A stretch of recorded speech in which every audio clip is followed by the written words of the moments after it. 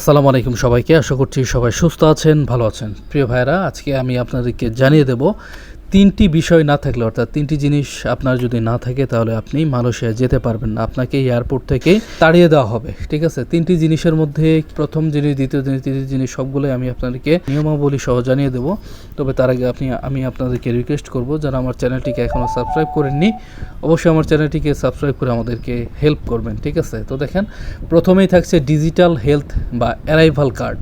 Digital health card, যেটা আপনাকে অবশ্যই মালয়েশিয়া যাওয়ার আগে করে নিতে হবে। এটি যদি আপনার না থাকে তাহলে কিন্তু আপনি মালয়েশিয়া যেতে পারবেন না। মালয়েশিয়া ইমিগ্রেশন বিভাগ পর্যটক ও অন্যান্য দেশের যাত্রীদের প্রবেশের প্রক্রিয়া সহজ ও দ্রুত করার লক্ষ্য একটি অনলাইন কার্ড ব্যবস্থা চালু করছে মালয়েশিয়া, যেটার নাম দিয়েছে মালয়েশিয়ান ডিজিটাল অ্যারাইভাল কার্ড, অর্থাৎ ডিজিটাল হেলথ কার্ড নামেও এটি পরিচিত। এর বৈশিষ্ট্য হইতেছে, আপনি বাংলাদেশ সহ বিশ্বের যে কোনো দেশেরই হন না কেন, মালয়েশিয়ায় নামার আগে এই বিষয়টা আপনাকে পূরণ করে নিতে হবে। এটা পূরণ করা বাধ্যতামূলক। দ্বিতীয় নাম্বার হচ্ছে, আপনাকে অবশ্যই পাসপোর্ট এবং ভিসা থাকতে হবে। মালয়েশিয়া যে আপনি যাচ্ছেন, আপনার পাসপোর্টটা কি বৈধ না অবৈধ, আপনার পাসপোর্টে মেয়াদ আছে কি না, এই ব্যাপারটা আপনাকে নিশ্চিত করতে হবে।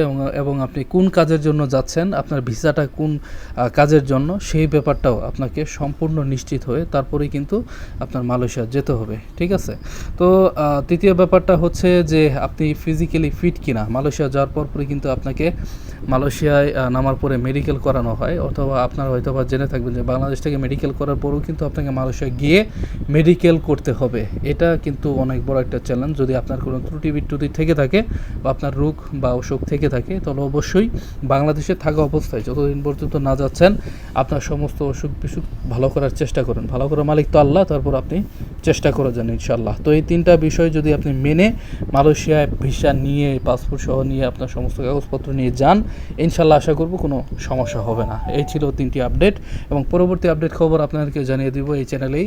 অবশ্যই আমার চ্যানেলটিকে সাবস্ক্রাইব করে পাশেই থাকবেন। ধন্যবাদ। আসসালামু আলাইকুম।